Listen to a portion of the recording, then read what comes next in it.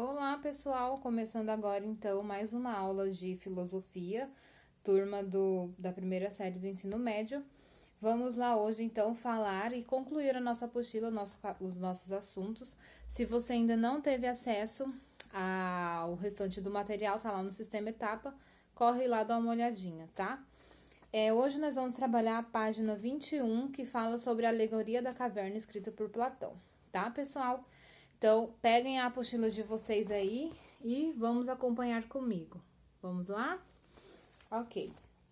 A alegoria da caverna. Olha só, a alegoria da caverna, primeira coisa, o que é a alegoria? A alegoria é uma forma que eu tenho de expressão, é um modo de expressão, de interpretação que eu utilizo para representar pensamentos, tá? Isso pode ser de forma figurada. Então, Platão ele criou essa história, utilizou da metáfora para falar sobre conhecimento, sobre a ignorância e sobre o conhecimento, tá? Então, se vocês virem aí na página 21, acompanhem comigo a leitura. Nós temos aí. O texto a seguir é uma passagem da obra magna de Platão, chamada República. Ela foi extraída do início do livro 7, momento em que Platão narra a célebre alegoria da caverna, um dos textos mais famosos da história da filosofia. Esse texto, pessoal, ele é utilizado até hoje, tá, para falar sobre a ignorância e a luz da razão, tá bom? Dentro da filosofia é um texto bastante utilizado. De forma simbólica, lá está presente a separação entre mundo sensível e mundo inteligível. Então, para quem não sabe, eu acredito que eu já mandei esse material para vocês, mas só contextualizando aqui rapidinho para você, o que seria o mundo sensível e o que seria o mundo inteligível. Então, olha só, pessoal, o mundo sensível é um mundo na qual nós vivemos, né? Na qual nós estamos inseridos e como nós percebemos as coisas. Só que Platão fala que essa realidade na qual nós estamos inseridos, ela pode ser falsa, ter aparências de falsas verdades, né? E o mundo inteligível, ele é o mundo onde está a verdadeira sabedoria, o verdadeiro conhecimento, né? É a luz da razão. Esse mundo inteligível é o que os filósofos tentam buscar, né? Que é o mundo do conhecimento. Então, só recapitulando, o mundo sensível, então, é o mundo das falsas verdades, e o mundo inteligível, ele é o mundo do conhecimento, é o lugar do conhecimento verdadeiro, que é alcançado através do pensamento racional e abstrato, ok? Eu vou falar rapidinho aqui para vocês, de forma resumida, sobre a alegoria da caverna. O que seria essa alegoria da caverna? Qual é a história por trás disso? E depois vocês podem pegar a apostila de vocês, não sei se dá para enxergar aí, e ler toda a história que está aqui nas páginas 21 e 22, ok? Se vocês repararem aqui, ó, aqui eu tenho uma imagem da caverna, né? Então, o que eu vejo aí? Eu tenho aí prisioneiros que foram acorrentados e eles não têm a possibilidade nem sequer de olhar para trás.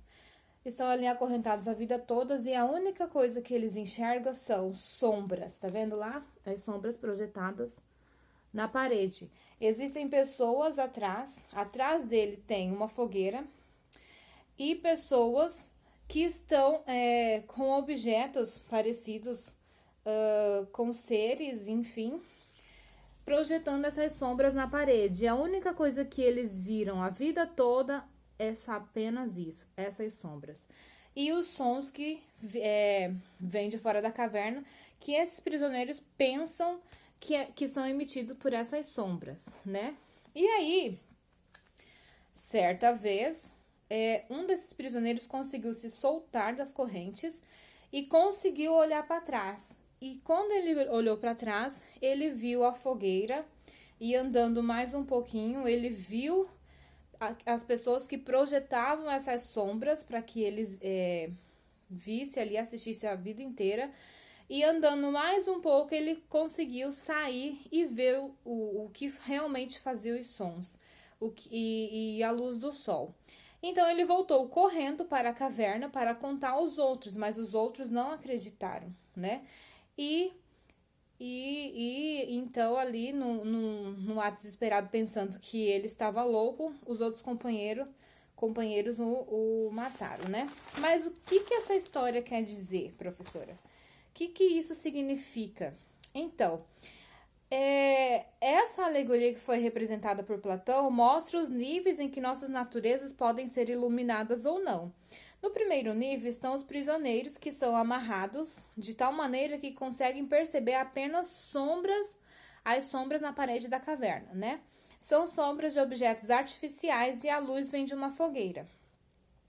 Para eles, a realidade é constituída apenas pelas sombras desses objetos artificiais. Mas, quando o prisioneiro se soltou, ele pôde então ver, primeiro, os próprios objetos artificiais, depois o fogo, seguindo então ao mundo real e, por fim, ele viu pela primeira vez a luz do sol. O que isso quer dizer? Cada estágio dessa ascensão será difícil e estranho, e no fim, o indivíduo iluminado será incapaz de comunicar seu conhecimento aos prisioneiros que ficaram na caverna. Platão diz que a ascensão descrita simboliza a viagem da alma até o inteligível, as formas, identificado com aquilo que é verdadeiramente real. Esse mito pode ser interpretado apenas como um convite a que reflitamos com cuidado em vez de confiarmos nas aparências das coisas. Ou seja, ele falou, mas o que significa, no final das contas, esse mito? Que a vida toda nós estamos, então, cercados pelo mundo sensível, que são como nós percebemos as coisas. Então, o que nós percebemos são apenas sombras. Nós precisamos nos soltar das nossas amarras e buscar o verdadeiro conhecimento, né? E esse verdadeiro conhecimento, perceba que ele ascendeu. Então, ele subia a caverna, ele via a fogueira até que ele conseguiu ver a luz do sol. E a luz do sol, então, retrata a luz da razão. É quando o ser ele foi iluminado pelo conhecimento. Certo? Então, essa alegoria da caverna nada mais é do que a busca pelo real conhecimento. Você sair do mundo sensível e atingir o mundo inteligível. Ok? Qualquer dúvida, vocês podem me procurar. Ficou claro isso, pessoal? E aí, Platão, ele apresenta, então, o método platônico. O que significa esse método platônico? Que no método platônico, apenas o conhecimento matemático e o conhecimento dialético, juntos, eles vão, então, compor o método filosófico platônico. É através da qual a alma ascenderá do conhecimento aparente ao conhecimento verdadeiro. Então, como é que eu posso, professora, atingir esse nível de conhecimento que Platão pregava, que Platão realmente queria que as pessoas alcançassem? Unificando esses dois conhecimentos, os conhecimentos matemáticos e o conhecimento da dialética. Olha só, como vimos, a caverna representa o mundo das aparências em que nós vivemos. A parte de fora da caverna, iluminada pelo sol, representa o mundo inteligível, aquele a que somente temos acesso pelo intelecto, certo? No mundo das aparências, tudo está em constante movimento, em processo de mudança e um permanente vir a ser. Para Platão, não se pode conhecer verdadeiramente as coisas que mudam. Delas, pode-se apenas ter um falso conhecimento ou opinião, que significa doxa, em grego. Para que haja conhecimento verdadeiro, ou a ciência, é preciso ir além das sombras das coisas, captadas pelos sentidos. É preciso ver, como fez o prisioneiro ao sair da caverna, o que há por trás dela. É preciso subir a ladeira para ter acesso à luz do sol que ilumina as coisas verdadeiras, isso é, as ideias. Então, é aquilo que eu já disse ali atrás, um pouquinho atrás. Para que você possa alcançar o conhecimento verdadeiro, é necessário que você busque o conhecimento, né? Que você realmente tenha acesso, digamos, metaforicamente, à luz do sol, que é acesso ao verdadeiro conhecimento. Então, você tem que se desprender do seu mundo sensível, do mundo onde você só percebe as coisas de maneira errônea ou falsa e buscar a verdade por trás daqueles fatos, certo? Assim, como os olhos precisam da luz solar para ver as coisas, o pensamento precisa da luz da razão para sair da doxa e conhecer o mundo das ideias. Entre elas, os dominantes, superior a todas as outras, é a ideia do bem, senhora da verdade e da inteligência. Ok, pessoal? E aí, Platão, então, ele estabeleceu 2 métodos. Como é que eu, então, qual é o caminho que eu vou seguir para alcançar esse conhecimento? Qual é o caminho para que eu possa realmente ver a luz do sol, a luz da razão, né? Então, ele estabeleceu, então, 2 formas, que são os conhecimentos matemáticos e a geometria e o conhecimento da dialética. Então, olha só. Para subir a ladeira que liga a caverna ao mundo das ideias, são necessários 2 equipamentos: saber matemático e geometria, e conhecer o método dialético. Vamos ver então o que significa cada coisa, cada conceito desses conhecimentos. Então, olha só. Platão, ele acreditava que a matemática ela era perfeita. Por quê? Ele era um conhecimento, a busca do seu conhecimento deveria começar pela geometria. Por quê? Porque ele acreditava que as formas geométricas eram imutáveis, ou seja, um triângulo sempre será um triângulo, um quadrado sempre será um quadrado, e assim por diante, né? Então, olha só, a matemática e a geometria mostram que existe na natureza coisas imutáveis e perfeitas. Pegue as figuras geométricas, elas mantêm sempre as mesmas relações. Aconteça o que acontecer, um triângulo sempre será um triângulo, um círculo sempre será um círculo e assim por diante. Suas formas são imutáveis e eternas. Então, olha só. Lembra que no mundo das aparências as coisas estão sempre mudando. Então, no mundo sensível as coisas estão sempre mudando.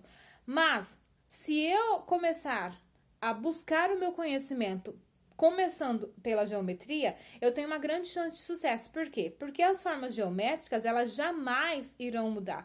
As formas geométricas sempre terão as mesmas formas, as mesmas figuras, né? Elas são imutáveis, são perfeitas, segundo Platão, né? Convencido por esse motivo que a verdadeira realidade era composta de formas geométricas que se escondiam por trás das formas imperfeitas das coisas sensíveis, Platão foi buscar em seu esconderijo. Então, ele começou a observar o mundo sensível e a pensar quais são as formas que há por trás, quais são as verdadeiras formas que há por trás desses conhecimentos, né? Então, ele começou com os 4 elementos. Então, ele pegou o ar, o fogo, a terra e a água, e ao observar, ele chegou à conclusão de que todos esses elementos, eles têm uma forma geométrica, né? A água, então, por exemplo, vai ter a figura do icosaedro, é um poliedro de 20 lados, o fogo do tetraedro, a terra, o do cubo, o ar, o do octaedro. Então, vocês têm aqui, ó, tá vendo? Cada elemento com a sua forma, né? Mas e aí? Os conhecimentos matemáticos, eles são limitados, não são, professora? Sim. Então, como é que eu posso alcançar a perfeição do conhecimento, né? Através, então, da complementação da dialética. Então, eu tenho aí, ó. Segundo Platão, a matemática e a geometria, então, nos mostram que existem na natureza coisas imutáveis e perfeitas. Platão, ele estava convencido de que a verdadeira realidade é composta por formas geométricas que se escondem, então, por trás das aparências sensíveis. Então, eu observo a água, eu observo o fogo e eu vou tentar observar o que há além desses elementos, o que os meus olhos ou o mundo sensível me traz. E aí ele chegou à conclusão da geometria, né? Essas formas só podem ser descobertas e conhecidas porque, ao contrário das coisas materiais, elas são eternas. Então, o meu conhecimento vai partir de uma coisa perfeita. Qual é essa coisa perfeita? A geometria. Porque a geometria, ela é imutável. Tá, mas a geometria ela é limitada. Então, como é que eu posso complementar esse conhecimento? Através da dialética. E o que seria a dialética? Para Platão, matemática e geometria ainda não são capazes de nos fazer conhecer as verdades ou essências do mundo inteligível, pois estão presos ao mundo sensível. O afastamento definitivo em relação a este só é possível pela dialética, que confrontará opiniões contrárias buscando conceitos universais, ou seja, através do diálogo Então, eu terei então o confronto de ideias e desse confronto surgirá o verdadeiro conhecimento, né? A garantia da descoberta da verdade reside na coerência interna do pensamento. Por meio de um diálogo, os argumentos vão sendo refutados e as opiniões purificadas, é aquilo que eu acabei de dizer. Então, olha só, descobrir uma verdade por trás do meu mundo sensível. Ok, como é que eu vou comprovar essa verdade? Agora, então, eu vou criar teorias. Essas teorias irão se confrontar e, purificando essas ideias, eu vou chegar ao conhecimento pleno. Estão entendendo? Me deixem saber, tá? Por meio de um diálogo, os argumentos vão sendo refutados e as opiniões purificadas, aproximando-se gradativamente dos conceitos universais, alcançados, contudo, somente por aqueles que conseguiram fazer uso rigoroso da razão. Olha só, gente, esse confronto de ideia não é a partir do achismo, jamais, é a partir da razão. Então, para que eu possa confrontar essas ideias, eu vou... para que eu possa confrontar essas ideias, eu vou fazer o quê?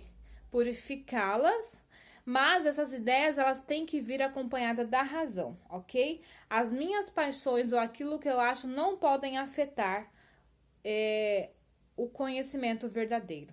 Combinado? Então, façam os exercícios, terminem a apostila e qualquer coisa vocês me procuram, já sabem o que fazer, tá? Beijo, fiquem com Deus.